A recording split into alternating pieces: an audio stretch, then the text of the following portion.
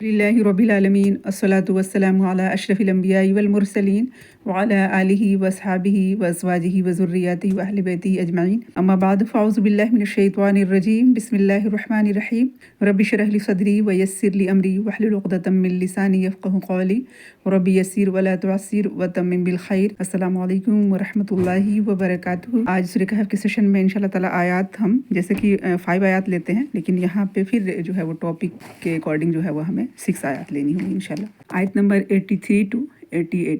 آیت نمبر 83۔ اعوذ باللہ من الشیطان الرجیم بسم اللہ الرحمن الرحیم وَيَسْأَلُونَكَ عَنْ ذِي الْقَرْنَيْنِ قُلْ سَأَتْلُو عَلَيْكُمْ مِنْهُ ذِكْرًا۔ ترجمہ ہے اس کا، اور یہ لوگ آپ سے ذوالقرنین کے متعلق پوچھتے ہیں، آپ کہہ دیجیے کہ عنقریب میں اس کا کچھ ذکر تمہارے سامنے تلاوت کروں گا۔ سورہ کہف کے شان نزول میں جو ہے نا یہ واقعہ بیان ہوتا ہے کہ اہل مکہ نے اہل کتاب کے پاس اپنے آدمی بھیجے تاکہ وہ ان سے ایسے سوالات سیکھیں جس سے وہ نبی صلی اللہ علیہ وسلم کا امتحان لے۔ تو انہوں نے کہا کہ پہلا سوال کہ آپ اسے زمین میں بہت سفر کرنے والے آدمی کے بارے میں پوچھیے، اور پھر دوسری بات کہ وہ نوجوان کے بارے میں ان کی بابت معلوم کریں کہ وہ کون لوگ تھے، یعنی اصحاب کہف والا سوال۔ اور پھر تیسرا سوال ان کا تھا کہ روح کے بارے میں کہ وہ روح کیا ہے۔ تو یہ جو ہے سورہ کہف جو نازل ہوئی اسی سوال کے جواب میں، یہ جو سوال لے کر آئے تھے نا اہل مکہ، جو اہل کتاب کے کہنے پہ کچھ سوالات لے کر آئے تھے، تو اس میں ہی یہ سوال تھا کہ ذوالقرنین کون تھا۔ تو ذوالقرنین کے بارے میں یہ آتا ہے کہ یہ مومن بادشاہ، اور اللہ تعالیٰ نے ان کو بہت ساری ریسورسز عطا فرمائی تھی، زمین کے دونوں کناروں تک سفر کیا انہوں نے، اس لیے قرن جو ہے نا، قرن سینگ کو بھی کہتے ہیں۔ تو ایک رائے یہ بھی ہے کہ جو سر پہ جو ٹوپی پہنتے تھے یا جو تاج وغیرہ جو بادشاہوں کا ہوتا ہے، تو اس میں 2 سینگ بنے ہوئے تھے، یا پھر یہ 2 قرن کی وجہ سے، تو اس وجہ سے ذوالقرنین کہا گیا، تثنیہ کا صیغہ ہے۔ آیت نمبر 84۔ إِنَّا مَكَّنَّا لَهُ فِي الْأَرْضِ وَآتَيْنَاهُ مِن كُلِّ شَيْءٍ سَبَبًا۔ ترجمہ ہے، بے شک ہم نے اسے زمین میں اقتدار دیا اور اسے ہر چیز سے اسباب دیے، یعنی ریسورسز دیے تھے بہت۔ ارشاد باری تعالیٰ ہے کہ بلا شبہ ہم نے اس کو زمین میں بڑی دسترس دی تھی، یعنی انا مکنا لہو فی الارض، بہت عظیم سلطنت اللہ نے دی تھی، اور انہی بادشاہت اور لشکر ہائے جرار آلات حرب قلعے اور اس کی سلطنت میں سب کچھ تھا جو بادشاہوں کے پاس ہوتا ہے۔ اسی لیے زمین کے مشرق سے لے کر مغرب تک کا مالک ہوئے یہ، اور تمام ممالک ان کے تابع تھے۔ بادشاہ اس کے فرما بردار تھے، عرب و عجم کی تمام قومیں اس کی خادم تھیں، اور اسی وجہ سے بعض اہل علم نے یہ ذکر کیا کہ انہیں ذوالقرنین کے نام سے موسوم کرنے کی وجہ یہ تھی کہ وہ مشرق اور مغرب میں سورج کے طلوع سے غروب تک کے مقامات تک پہنچ گئے تھے۔ آیت نمبر 85۔ فَأَتْبَعَ سَبَبًا۔ چنانچہ وہ سامان لے کر چلے، یعنی کہ ریسورسز جو تھے اس کو استعمال کیا انہوں نے۔ حضرت ابن عباس رضی اللہ عنہ اور مجاہد، سعید بن جبیر، اکرمہ اور صدیق قتادہ اور ضحاک وغیرہ دیگر کئی ائمہ تفسیر، ان کا قول ہے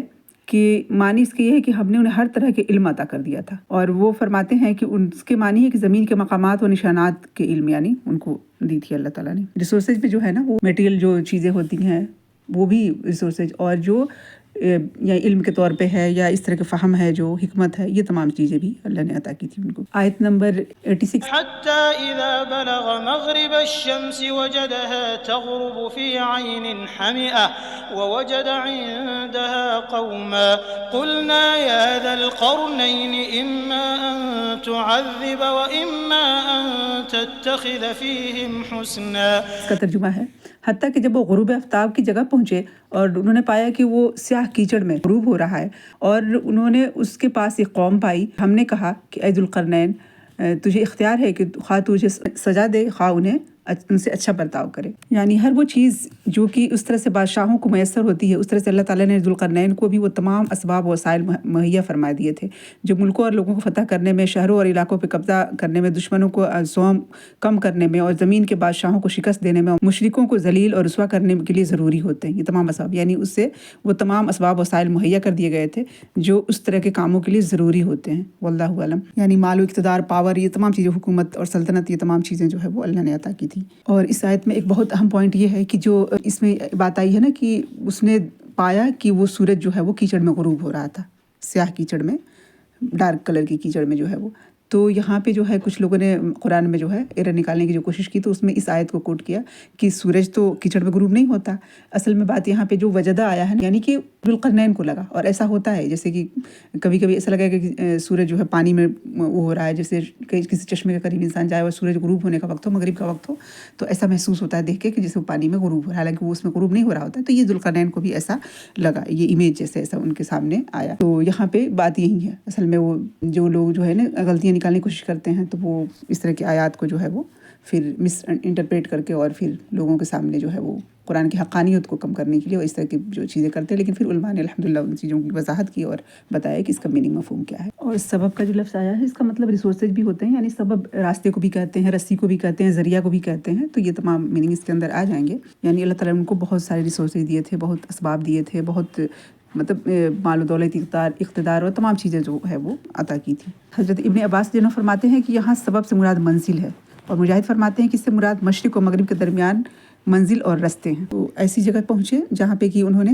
مغرب کے وقت اور مغرب کی جگہ، غروب ہونے کی جگہ، یعنی کہ اس کنارے پہ مشرق اور مغرب جو ہے نا زمین کے جو کنارے، اس کی بات یہاں پہ سمجھ میں آتی ہے. اور پھر وہاں پہ ایک قوم کو انہوں نے پایا، اس ندی کے پاس ایک قوم دیکھی جس کے بارے میں بیان کیا گیا کہ انسانوں کی یہ ایک بہت بڑی امت تھی، بہت بڑی جماعت، یعنی بہت بڑا گروپ جو ہے وہ. تو اللہ تعالیٰ نے ان کو یہ کہا کہ ذوالقرنین تو ان کو چاہے تو تکلیف دے، مطلب چاہے تو ان کے ساتھ اچھا برتاؤ کرے یا بھلائی اختیار کرے.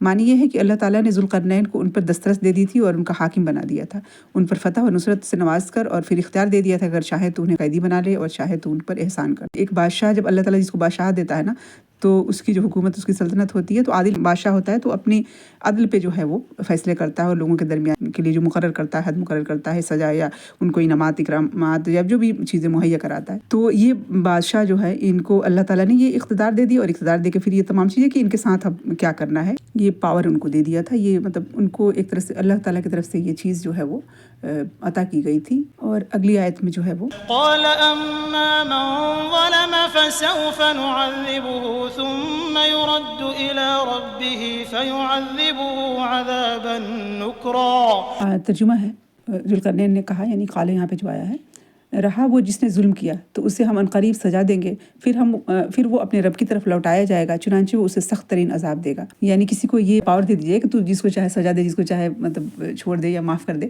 تو جو عادل بندہ ہے نا، وہ یہی کہے گا کہ جس نے جو سزا کا مستحق ہوگا اسی کو سزا دیا جائے گا، اور جو اچھا کرے گا تو اس کے ساتھ اچھائی سے مطلب پیش آیا جائے گا. اور پھر جو آخرکار تو پھر وہ اللہ تعالیٰ کی طرف جب لوٹ کے جائے گا انسان، تو فائنلی اللہ تعالیٰ کے یہاں اس کا جو بھی انصاف ہوگا، جو بھی سزا و جزا جو ہے وہ اس کا جو الٹیمیٹ فیصلہ جو ہوگا وہ. اور آیت نمبر 88 جو ہے وہ وَأَمَّا مَنْ آمَنَ وَعَمِلَ صَالِحًا فَلَهُ جَزَاءً الْحُسْنَى وَسَنَقُولُ لَهُ مِنْ أَمْرِنَا يُسْرًا.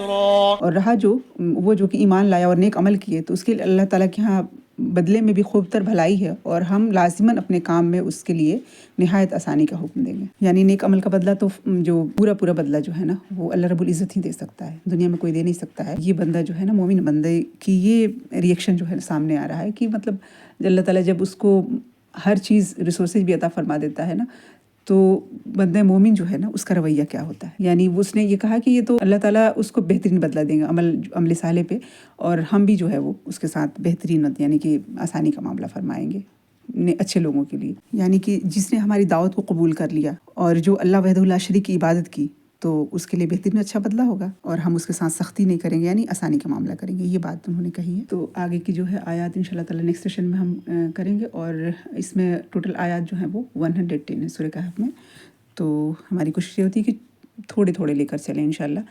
لیکن اصل میں جو ٹاپک کہیں ایسے ہوتا ہے کہ کچھ آیات پہ جا کے وہ ٹاپک کمپلیٹ ہو رہا ہوتا ہے، یا کہیں کچھ آیت جو ہے وہ اب یہاں پہ جو 5 آیات پہ جو ہے نا بات مکمل وہاں ہو رہی تھی جہاں پہ عذاب کی بات تھی، تو ہم نے ایک آیت اور لے کر اور اس کو تھوڑی سی مطلب جیسے وہ والی بات آ گئی کہ جو مطلب ایک اپوزٹ بات ہوئی نا کہ جو کفر کرے گا، جو برا کرے گا، اس کا یہ انجام ہوگا، جو اچھا کرے گا. تو پھر وہاں پہ بات جو ہے وہ پوری ہو گئی کہ پھر جو اچھا کرے گا اس کے لیے اللہ کے یہاں بھی اچھا بدلہ ہے، اور دنیا میں بھی جو ہے وہ اس کے ساتھ اچھا مطلب اچھائی کا معاملہ ہوگا انشاءاللہ تعالی. آخر دعوانا الحمدللہ رب العالمین. سبحانک اللہم وبحمدک نشہد ان لا الہ الا انت نستغفرک ونتوب الیک. سبحان ربک رب العزۃ عما یصفون وسلام علی المرسلین والحمد للہ رب العالمین.